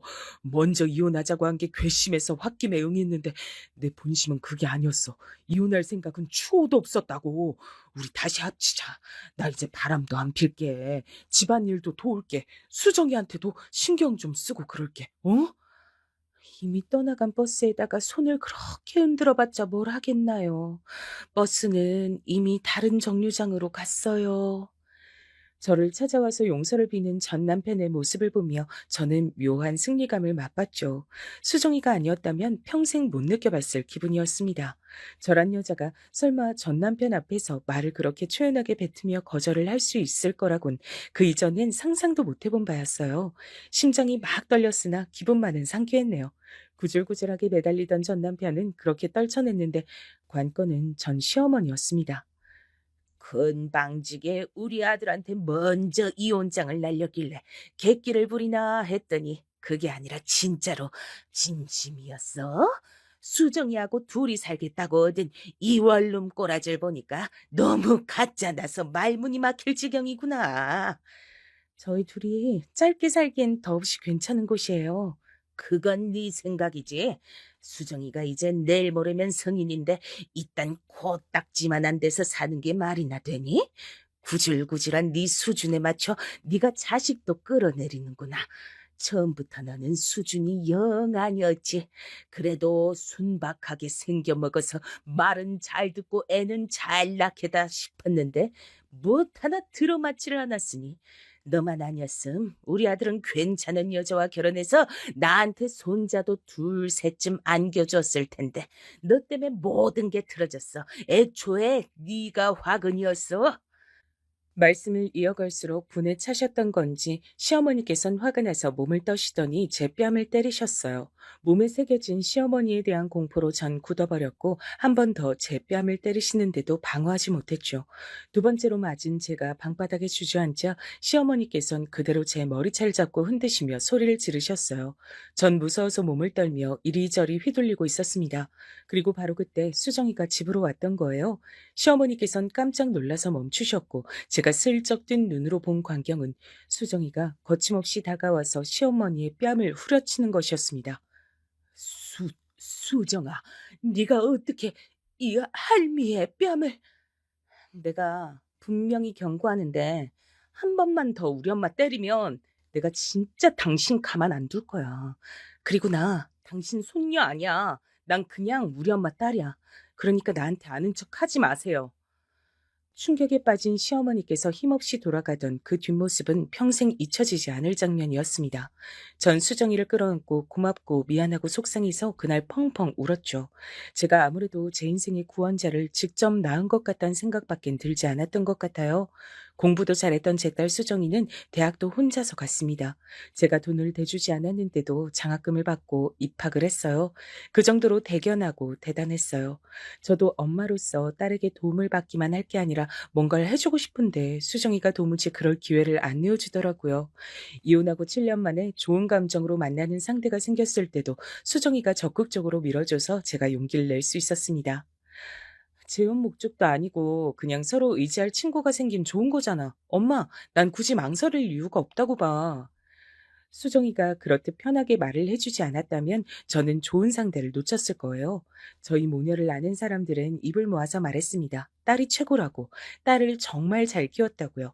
그만큼 나무랄 데 하나 없는 제 딸 수정이는 근무처가 이동돼서 다른 지역에서 지내며 일을 하게 됐어요. 매일 밤마다 저에게 잘 자라는 인사를 남기던 수정이었기에 늘 이어진 기분으로 쓸쓸하지 않게 지냈습니다. 얼른 이쪽으로 돌아오라는 말이나 제가 그쪽으로 가겠다는 말을 설득 할 순 없었어요. 수정이에게 결혼을 생각하는 남자친구가 생겼기 때문입니다. 전에도 잠깐 알던 사이였는데 당시엔 흐지부지 됐다가 이번에 정식으로 만나게 된 거라 서로에 대한 확신이 있다 그랬습니다. 수정이가 일하던 그 지역은 남자친구의 고향이기도 했습니다. 자기 예비 시댁이 그쪽에 있으니까 수정이는 그곳에 의지를 많이 하면서 지내게 됐어요. 이미 자연스럽게 결혼 얘기가 오간 지 오래였고요. 보통 똑부러지는 딸이 아니었기 때문에 전 수정이가 마음먹은 결혼이라면 무조건 찬성이었습니다. 제가 못난 엄마라서 수정이에게 외가 친척이란 인맥을 만들어주지 못했고 친가는 애초에 글러먹은 곳이었으니 이제 자기 예비 시댁이 생겨 무척 다행이라 생각했어요. 가족이란 울타리가 인생을 살다 보면 정말로 중요하게 작용을 하잖아요. 그러니까 수정이에게도 그런 것이 튼튼하게 생겼단 것이 반가웠습니다. 그때까지만 해도 그렇게 믿었죠. 튼튼한 울타리라고요. 제가 수정이 책임지고 평생 행복하게 만들어주겠습니다. 믿고 맡겨주십시오. 제 앞에서 그렇게 외치던 예비 사위의 모습도 든든해 보였습니다. 아주 듬직한 사내였어요. 20대 중반까지 운동선수였다가 부상을 당해서 그만뒀다고 하더라고요. 체격이 무척 좋았고 얼굴을 웃는 인상이었습니다. 결혼에 대해 이런저런 대화를 자주 나눈다고 하는 두 사람, 그리고 자기 예비 시댁과 이미 좋은 사이로 잘 지내고 있는 수정이의 모습, 이런 것들이 저를 딱히 걱정할 것 없이 마음을 놓게 만들었습니다. 워낙 알아서 잘하는 제 딸 수정이가 어련히 알아서 잘 진행할까 싶었네요. 전 그저 수정이가 하자는 대로만 따르면 될 거라고 생각하며 지냈어요. 그러다 슬슬 상견례 날짜부터 일단 잡자는 얘기가 들려왔고요. 그때 일이 발생했던 겁니다. 수정아, 이번 주말에 올라와. 엄마가 장조림 해줄게. 웬 장조림? 엄마, 나 그거 싫어. 예전에 할머니가 장조림 국물 팍팍 졸이라고 하면서 엄마 등짝 때렸던 거 생각난단 말이야. 어머, 그랬어. 우리 딸은 기억력도 좋아. 그리고 그런 걸 아직도 마음에 담아두고 있어? 엄만 진작에 다 털어버렸는데. 난 우리 엄마 괴롭게 한 것들은 하나도 안 빼먹고 다 기억해. 내가 두고두고 이를 갈며 살 테니까 우리 엄마 편하게 다 털어버려도 괜찮아. 아, 엄마, 나 이제 전화 끊어야겠다. 왜? 우리 딸이 벌써 잠들 시간은 아닌데 이제 씻으러 들어가려고? 아니, 그게 아니라 대석이 오빠가 간만에 운동하던 얘 친구들 만나서 술 한잔 한다 그랬거든? 근데 내가 너무 보고 싶어졌나 봐. 집으로 들어가기 아쉽다고 나 보러 온다 그러더니 지금쯤 거의 도착했을 것 같아. 앞에 내려가 보려고. 난 대석이 오빠랑 시간 보내다가 잘 테니까 엄마도 좋은 꿈 꾸셔. 이번 주말에 올라갈게. 수정이가 예비 사위와 알콩달콩 잘 지내는 모습에 저절로 흐뭇한 미소를 지으며 전화를 끊었을 때까지만 해도 몰랐어요. 상상도 못했습니다. 그 통화가 끝나고 불과 몇 분 후 참담한 일이 벌어질 줄 알았다면 전 수정이에게 절대 집 앞에 나가보지 말라 그랬을 겁니다. 전화를 끊는 일도 없었을 거예요. 제 딸 수정이는 결혼을 약속한 남자가 술에 취해 운전대를 잡은 차에 치였습니다. 억울하고 허무하고 기가 막히고 정말 이걸 어떻게 표현해야 할지 모를 끔찍한 사고였습니다. 예비 사위가 수정이가 사는 건물 앞에 쌓여있던 구조물을 들이박았고 그 구조물이 하필이면 수정이 쪽으로 무너졌습니다. 불쌍한 제 딸 수정이는 양다리가 구조물에 깔려 크게 다쳤어요. 주말에 수정이가 올라올 줄 알았는데 설마 제가 내려가서 병원의 중환자실에 누워있는 수정이를 볼 줄은 몰랐습니다. 수정아, 아, 안 돼. 우리 딸 운동하는 걸 좋아해서 신발을 몇 켤레씩 사서 모으던 너였는데 네가 절망에 빠져서 못 일어날까 봐 난 그게 무섭다. 수정아, 불쌍한 우리 딸 어떡하면 좋아? 의료진은 최선을 다했다고 얘기를 하면서 필요한 조치는 앞으로도 수정이의 컨디션에 따라 다 할 거라고 강조를 했으나 그러면서도 양쪽 다리가 예전처럼 동시에 걷고 뛰는 일은 앞으로 영영 없을 거라고 그것만은 힘들 거라고 그렇게 덧붙여서 결국 저를 심심하게 만들었습니다. 수정이는 성격만큼이나 움직이는 것도 활동적인 아이였어요. 소심한 자기 엄마하고는 판이하게 달라서 테니스도 잘 치고 등산도 곧잘 하던 인물이었습니다. 결혼하고 나면 아이를 가지기 전에 마라톤에도 정식으로 도전해 볼 거란 얘기도 했었어요. 그런 수정이의 제잘거림을 전 다 기억하고 있는데 제 딸의 두 다리가 이제 영원히 동시에 움직이는 모습을 볼 수 없게 됐다는 것이 믿어지지가 않았습니다. 끔찍해도 너무 끔찍했어요. 수정이가 눈을 뜨는 순간이 오는 것조차 두려웠습니다.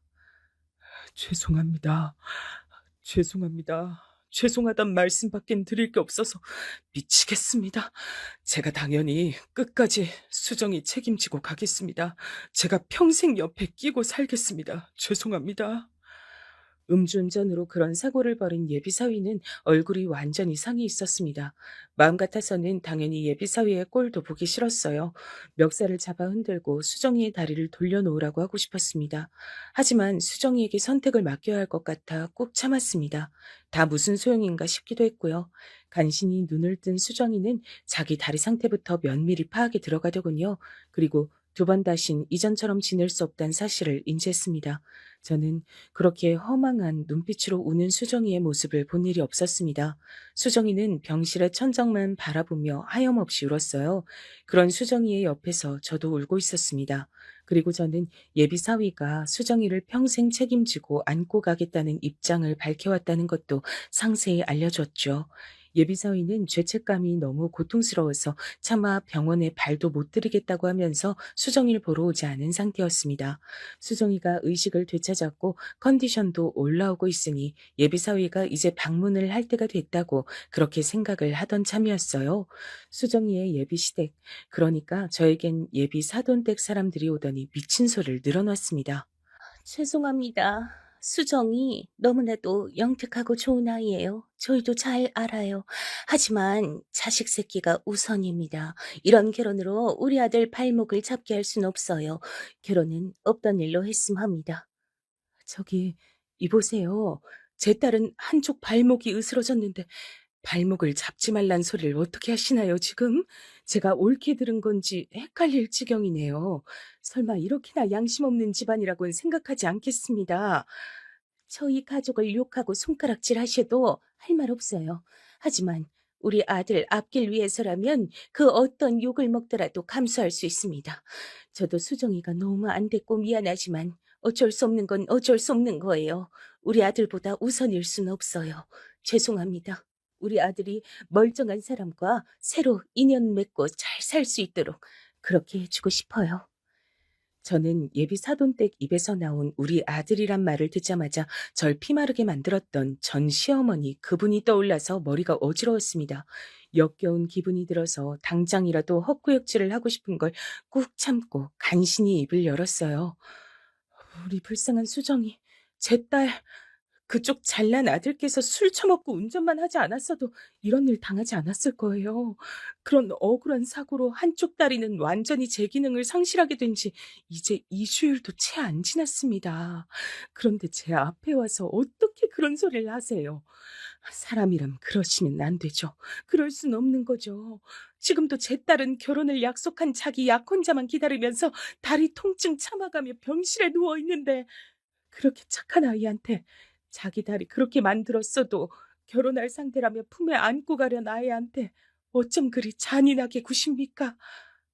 우리 아들도 충격이 커서 지금 일상생활이 힘들 지경이에요. 우리 아들도 따지고 보면 피해자라고요. 암튼 뜻은 전달했으니 알아들으셨을 거라 믿습니다. 이보세요. 이렇게 가시면 어떡하나요? 제 딸은 보고 가셔야죠.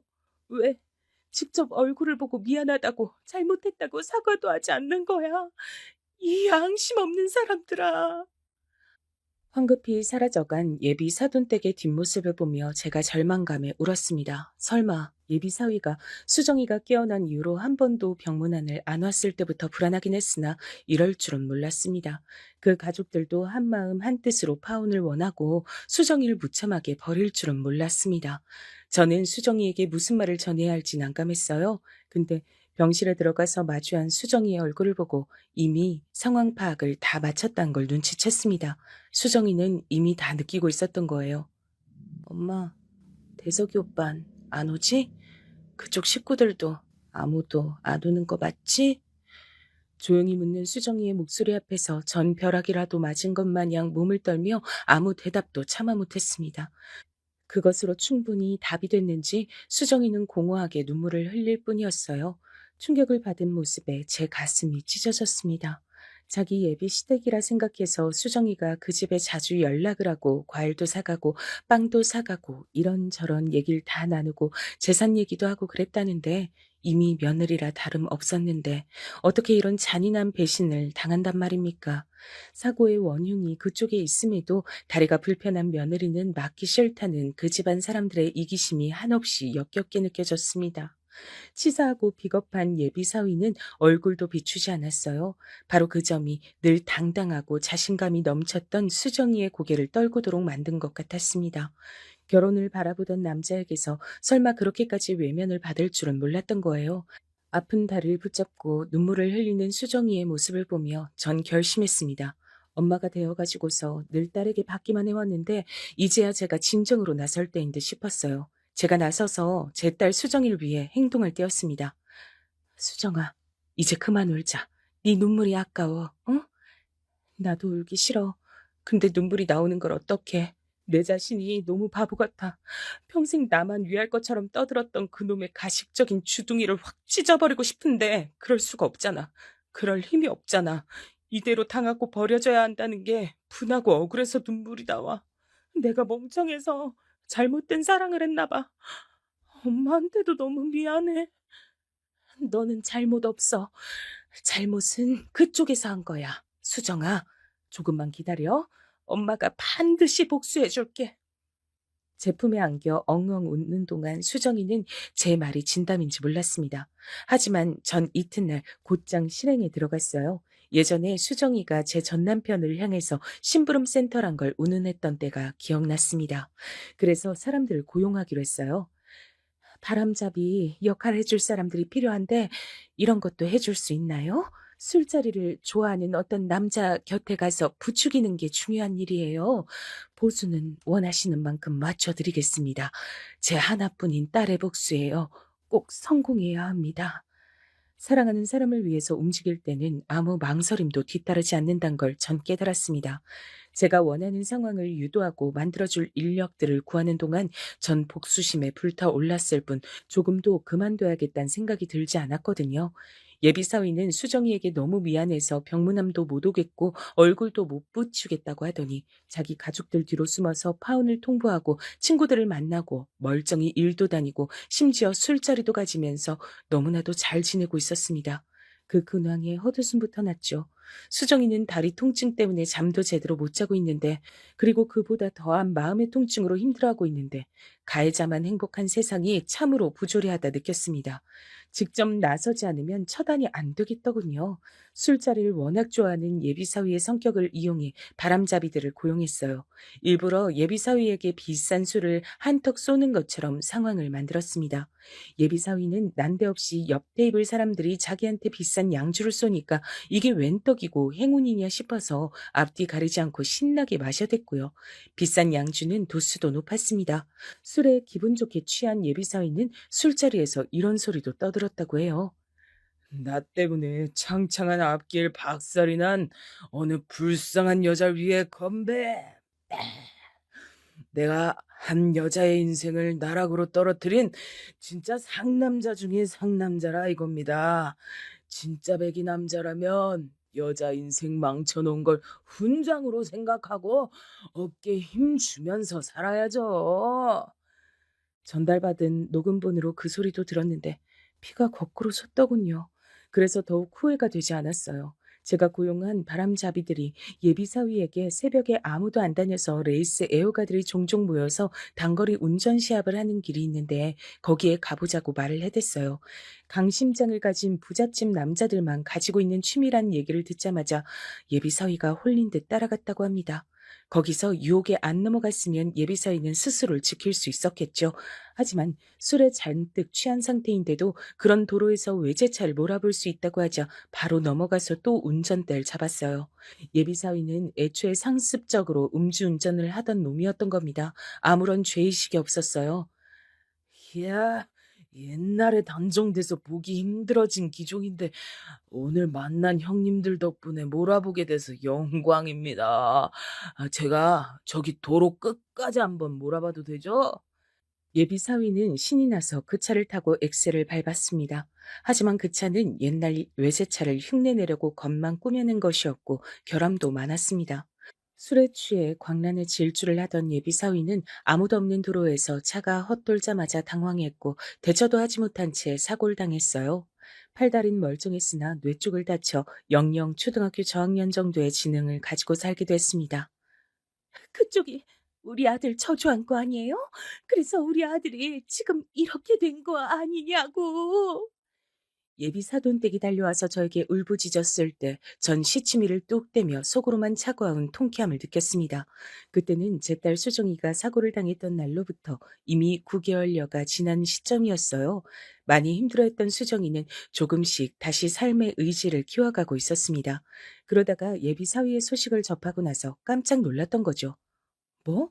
엄마, 그거 진짜야? 그놈이 술 먹고 운전했다가 사고를 당해서 지능이 낮아졌다고? 그럼 그 가족들이 평생 수발 들며 살아야겠네? 음, 그렇게 됐다고 하더라. 혹시 엄마가 날 위해 복수해 준 거야? 내가 무슨 수로 그렇게 했겠어. 하늘이 노해서 벌을 내린 거지. 그럼 내가 그놈이 그렇게 돼서 속으로 기뻐한 걸 두고 죄책감을 가질 필요 없는 거지? 엄마, 나 그냥 후련해 해도 되는 걸까? 제 딸 수정이는 똑똑한 아이였어요. 그래서 제 손을 꼭 붙잡는 손길에 실린 힘을 보고 제가 예비 사위의 사고와 연관이 있음을 수정이가 진작 눈치챘다는 걸 저 또한 느꼈습니다. 하지만 아무 말도 않고 웃었죠. 작업 비용으로 적잖은 돈이 쓰였지만 조금도 후회되진 않았어요. 어차피 그 돈은 전 남편과의 결혼 생활에서 한 푼, 두 푼 안 쓰고 안 입고 안 먹으면서 제가 따로 모았던 비상금이었습니다. 제가 좋은 감정으로 만나던 분이 적극적으로 돈을 대주기도 하셔서 그 돈까지 더해 작업 비용을 마련했던 거였죠. 전 분명히 적당하지 않은 나쁜 짓을 벌였어요. 그러나 지옥불에 떨어진다 하더라도 제 딸 수정이에게 깊은 상처를 안긴 그놈과 그 집안 사람들에게 대가를 맛보게 해주고 싶었습니다. 그걸 지켜내고 나자 잘했다는 생각밖에 들지 않아서 옛날에 소심하고 심약한 저라는 인간은 어디로 가고 강인한 엄마의 모습만 남게 되었을까 싶더라고요. 수정이는 지금 휠체어 없이도 목발만 끼고 다닐 만큼 많이 괜찮아졌어요. 이따금씩 지독한 통증이 올라와서 약 없이는 힘들어하기도 하지만 그 곁에 묵묵하게 애정을 보내주는 사람이 있으니 수정이가 많이 의지가 되는 모양이에요. 새롭게 좋은 인연을 만나서 보기만 해도 미소가 나올 만큼 제 딸 수정이는 아기자기한 사랑을 하며 살아가고 있답니다. 저 역시 마찬가지고요. 앞으로 저희 모녀 당당하게 잘 살아보려고 해요.